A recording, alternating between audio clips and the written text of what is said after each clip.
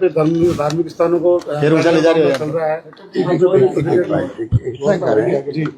देखिए, एक तो मैं कोटा जाके आया था, प्रसूताओं से मिल के आया ऑडियो नहीं आ रही है और 5 प्रसूताओं की डेथ हो गई।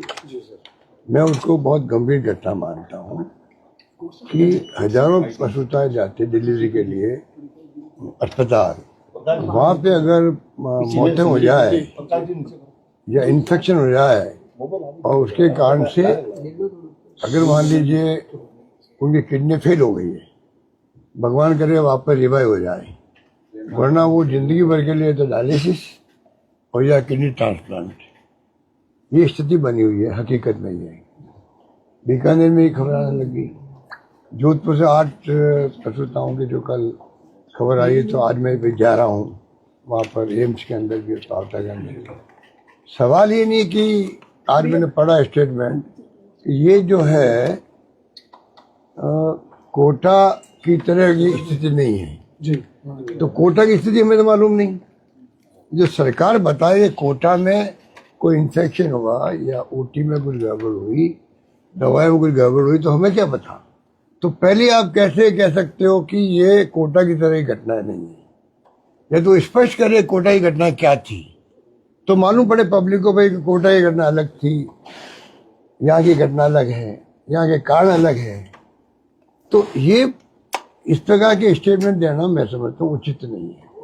ये इतना बड़ा मामला जहाँ हजारों प्रसूताएं जाती डिलीवरी के लिए, उन सब में अगर भय बैठ जाए कि मेरा क्या होगा, अगर मैं कहीं मेरे इन्फेक्शन नहीं हो जाए, मेरी मौत नहीं हो जाए, मेरी किडनी खराब नहीं हो जाए, तो क्या होगा बताओ। इतना बड़ा इश्यू है, सरकार उसको भेज रही है। मैं वेलकम करता हूँ, उन्होंने एम्स की टीम को बुलाया है। मैंने कोटा में ये बात कही थी, एम्स की टीम आ गई, स्टेट गवर्नमेंट की टीम आ गई, कल प्रिंसिपल सेक्रेटरी गायत्री राठौड़ जी आके गई।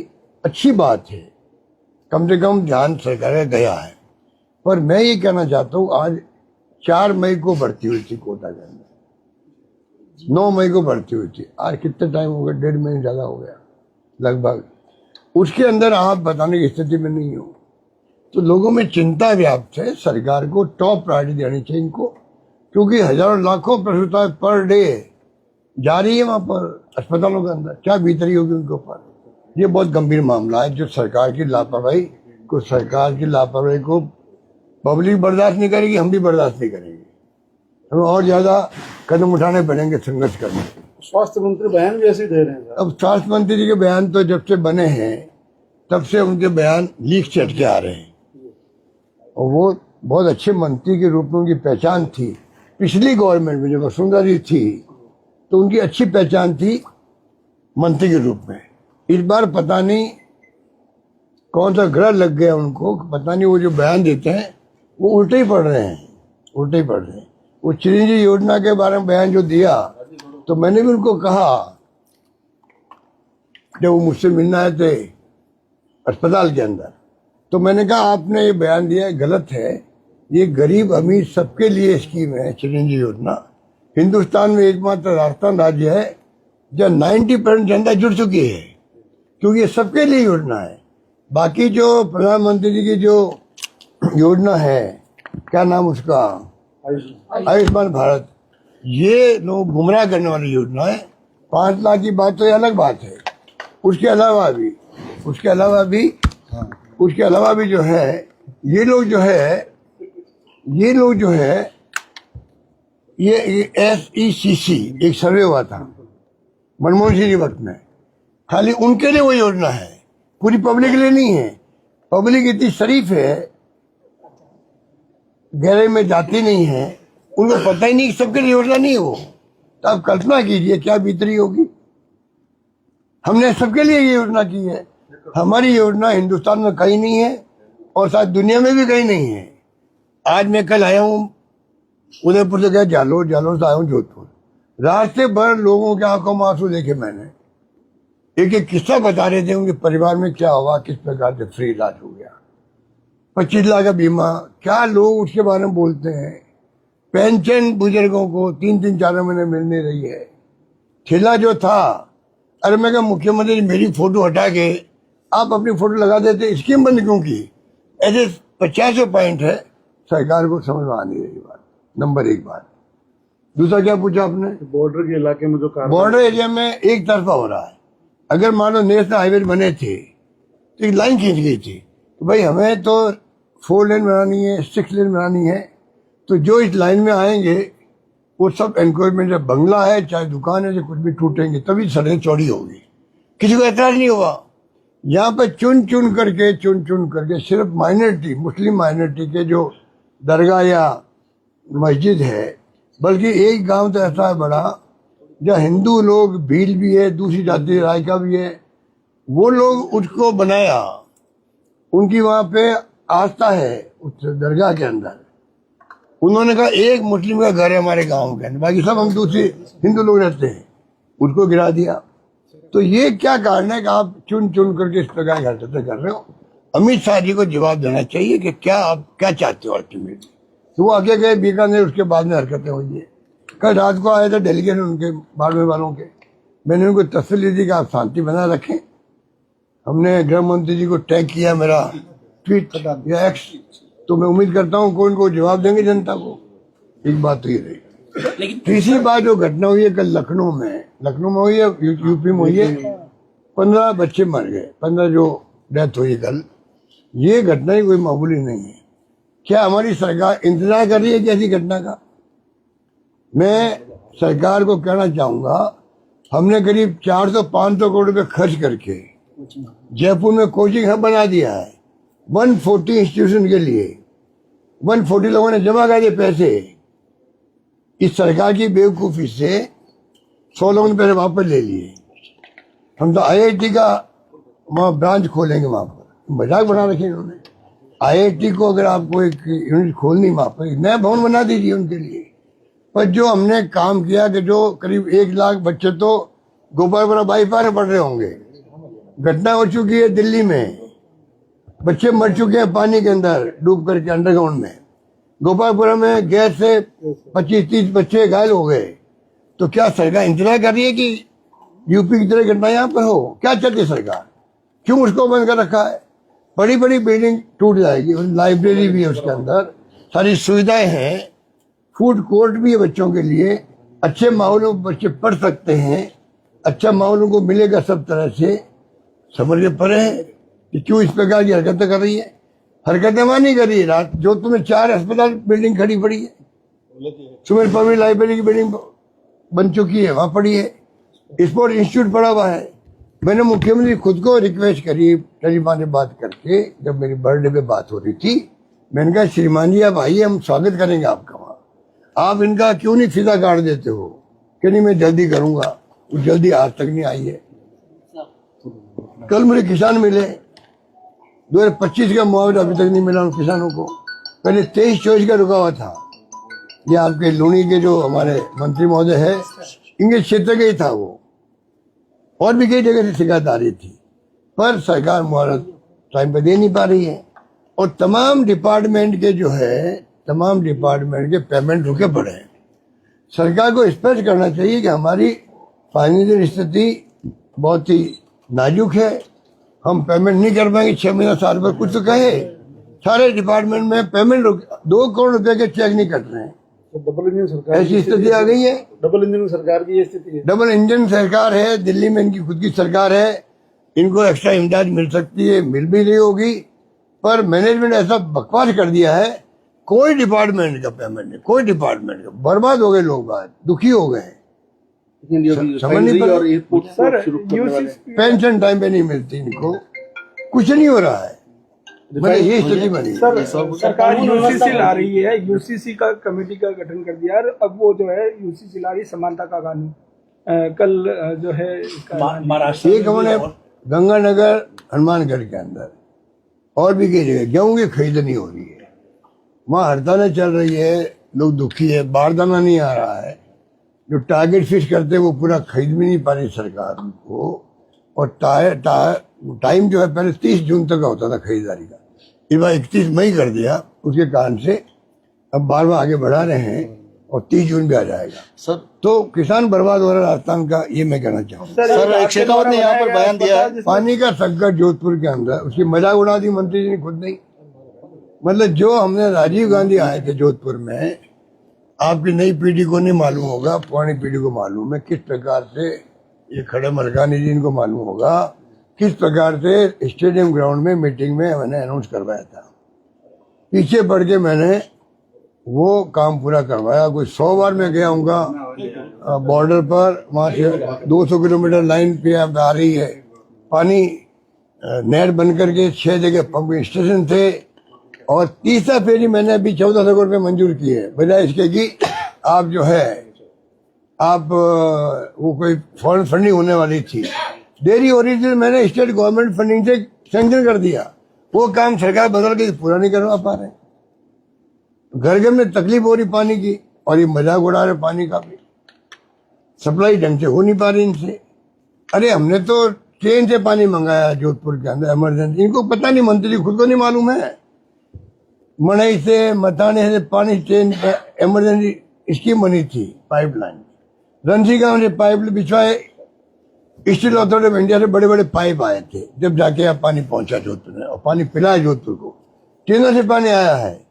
आज ये मजाक उड़ा रहे हैं, अच्छी बात नहीं। सर शेखावत जी ने यहाँ पे बयान दिया है कि जोधपुर को पिछड़ा रखने का पाप आपने किया, और साथ ही उन्होंने कहा कि एलिवेटेड रोड बनाने की और लेकर आपने बाधाएं उत्पन्न की थी। देखिए बाधा नहीं, वो मेरी रिक्वेस्ट भी बन रही है। ये जो एलिवेटेड रोड बन रही है, गडकरी जी बड़े लिबरल मंत्री के रूप में पहचान उनकी है देश के अंदर, क्योंकि पहले हम बना रहे थे इसको, स्टेट गवर्नमेंट, हम पावरटाइन शुरू कर रहे थे इसको, पर हमने देखा हैदर बिल्डिंग और सोचती के एरिया हम बना नहीं पाएंगे, क्योंकि कोटे तक एरिया अंडरग्राउंड जाना पड़े, तो नेशनल हाईवे एक्सपर्टाइज लगती है। मैंने उनकी रिक्वेस्ट करी, उन्होंने रिक्वेस्ट इमीडिएटली मान ली। मंत्री जी केंद्रीय मंत्री है, मुझे एतराज नहीं है कि श्रेय लेवे तो, क्योंकि केंद्रीय मंत्री है, वो केंद्रीय मंत्री वो भी है, तो ये इनका अधिकार बनता है कहने का भाई हाँ मैंने काम को आगे बढ़ाया, कुछ भी किया। निर्णय मैंने करवाया था उनसे, आप उन खुद को पूछ सकते हो कि मैंने रिक्वेस्ट की नहीं की उनसे, मालूम पड़ जाएगा। इतना बड़ा काम हो रहा है, वो जल्दी पूरा होना चाहिए। स्टेट गवर्नमेंट तो खुद बना रही थी, तो ये इस प्रकार के जो इस बार जो मंत्री जी ने लीक से हटके जो आरोप लगाए हैं, बड़े हल्के स्तर के, लगता है कि वो खुद घबरा के दिखते हैं। अपनी खुद की जो स्थिति बनी जोधपुर जिले के अंदर उनकी, अब उनके पोल खुल चुके। देखो सर 4 सालों से अस्पतालों में जो लगे हुए हैं, साथ में नहीं हो रहे, उनके साथ नहीं जा रहे, कार्यक्रमों में नहीं हो रहे, क्या उनके विधायक बीजेपी के वो भी साथ नहीं आ रहे कार्यक्रमों में। अब बता दीजिए क्या स्थिति बन रही है। अगर उनके विधायक खुद अब्सेंट रहते हैं, 2 विधायक बहाना करते हैं कि कोई पाठ चल रहा था, कौन सा पाठ चल रहा था, भगवत गीता का पाठ चल रहा, नहीं आए हैं। और एक विधायक जी ने क्या कहा, उद्घाटन कर चुका हूँ, हाँ मैं उद्घाटन कर चुका हूँ। ऐसी मजाक जो है, ऐसी मजाक आज तक इतिहास में किसी भी सरकार के अंदर किसी विधायक ने नहीं करी होगी, जो इनके विधायक इनकी खुद की मजाक उड़ा रहे हैं। जिनकी स्थिति है उनको मैं क्या उनके लिए कमेंट करूं, क्या मैं उनको जवाब दूं। सर आपके कॉमन सिविल कोड लेके आ रही है, कॉमन सिविल कोड लेके आ रही है, मसूदा तैयार हो गया अब है। वो आने दो भैया, उस पर बात सर करेंगे। आपके द्वारा क्या क्या प्रोविजन उसके अंदर है वो देख लीजिए। सर कानून व्यवस्था को लेकर लगातार जोधपुर में फायरिंग भी हो रही है। अब देखो ना, दौड़ा के मारा, ये घटना राजस्थान भर में हो रही है, कई मर्डर हो रहे हैं, कई रेप हो रहे हैं, सुनवाई नहीं हो रही है। और एक नई बात हो गई है, थानों के अंदर जो है पहले खा लेते हैं, क्योंकि करप्शन की हदें पार हो गई राजस्थान के अंदर। इतना करप्शन तो देखो हर राज्य के वक्त में होता है, मैं स्वीकार करता हूँ। इस बार तो सारे रिकॉर्ड टूट चुके हैं, सारे रिकॉर्ड टूट चुके हैं। और थाने वाले कहते हैं जिसका रेप हो गया, पहली बात तो गरीब परिवार है, वो थाने में जाते ही नहीं है। सर अस्पताल चले भी गए मान लो वो तो, क्योंकि पहले खा लेते रेपिस्ट से, कहते तुम जाके समझौता कर लीजिए आपस के अंदर।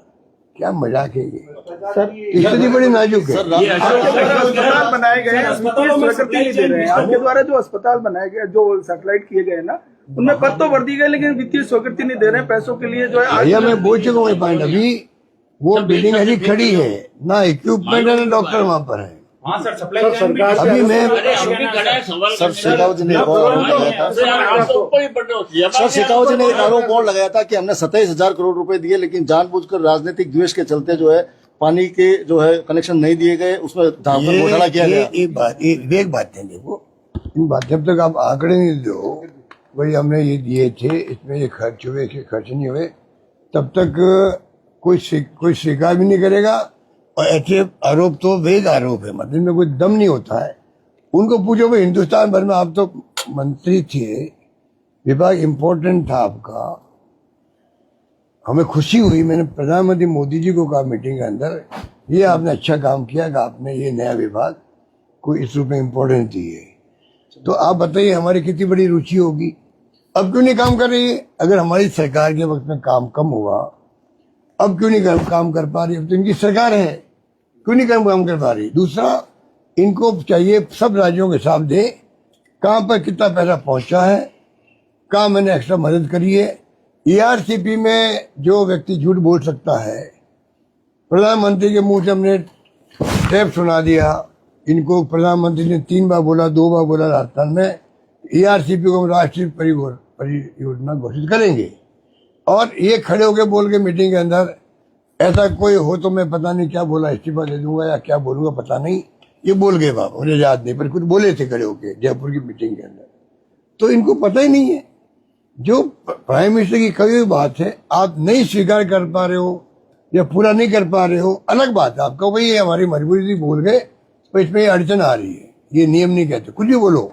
अब ये कैसे कह सकते हो, बोले नहीं वो, तो ये इनके बारे में मैं नहीं बोलूँ तो अच्छा है, क्योंकि हमारे अशोक गहलोत अचानक इतने सक्रिय हुए राजनीतिक तौर से कि पिछले 2 माह से रोज स्टेटमेंट। भैया मैं जब से कांग्रेस की क्या स्थिति है इन परिस्थितियों में? सरकार गई है ना, उसके अगले दिन से मैं एक्टिव हूँ सरकार के अगले दिन से।